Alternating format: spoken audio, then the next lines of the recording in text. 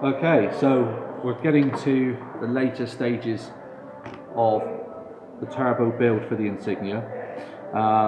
Basically, the idea behind all of this is to produce a turbo which is usable, which produces early spool and produces a decent amount of power without compromising drivability. Now, where I am at the moment is this is the GT 1752. Certainly the core is. Now, if you can have a look at this, what I've basically got here is the standard turbine housing, the larger core, because obviously we're looking for more power.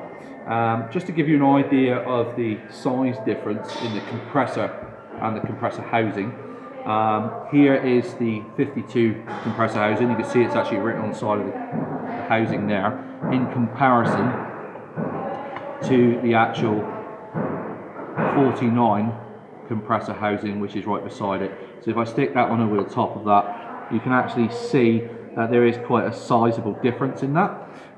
Even the outlet pipe here, so that's the standard outlet pipe, and this is the outlet pipe that we now have. Obviously that's going to require a building of a different kind of intercooler piping setup.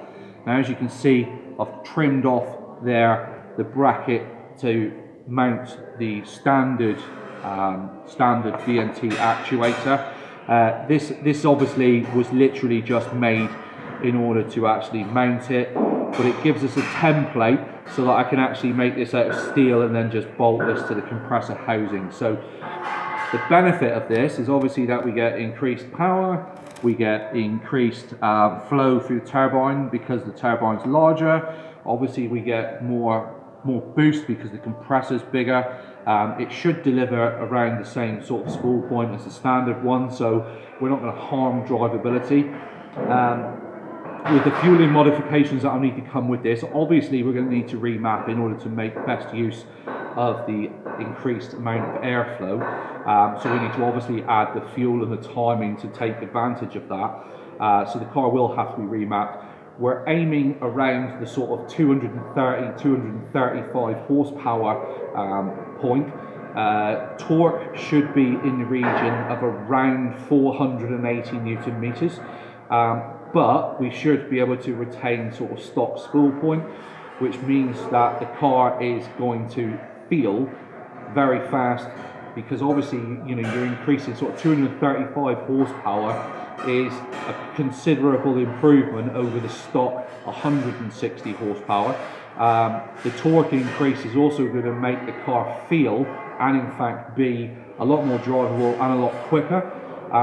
We're also able to use a lot of the standard stuff for the vehicle, so we're still able to use the oil feed. So the oil feed, the standard oil feed can go in the top there. It will have to be moved around ever so slightly to accommodate the arm for the VNT. The oil drain from the actual turbo itself should be able to retain the stock one. So what you're actually looking at is a really relatively low cost way of considerably improving power and performance without having to go down the route of custom downpipes, because obviously we've got the standard turbine housing, so we can use the standard downpipe. I have removed the DPF, but you wouldn't necessarily have to. Custom oil fills not custom oil drain is not required, because obviously we can use the standard one. We can also use the standard oil feed. We should be able to use the standard piping into the compressor, but the only change we will need to make is the piping out of the compressor. Do we need to change the intercooler? No, the standard intercooler should be able to cope with this kind of power. Yes, we could change it if we wanted to. It would help obviously our inlet temperatures. But we could live without it. Is this going to be a really good option for people? Yes, it is going to be a really good option for people. We're not pushing the engine massively hard. It's still within the envelope of what could be considered to be a decent amount of power without having to go down the route of doing huge modifications to accommodate it. For example, There's no changes to the manifold, no changes to the downpipe, no changes to the oil drain, no change to the oil feed, slight change to the intercooler piping.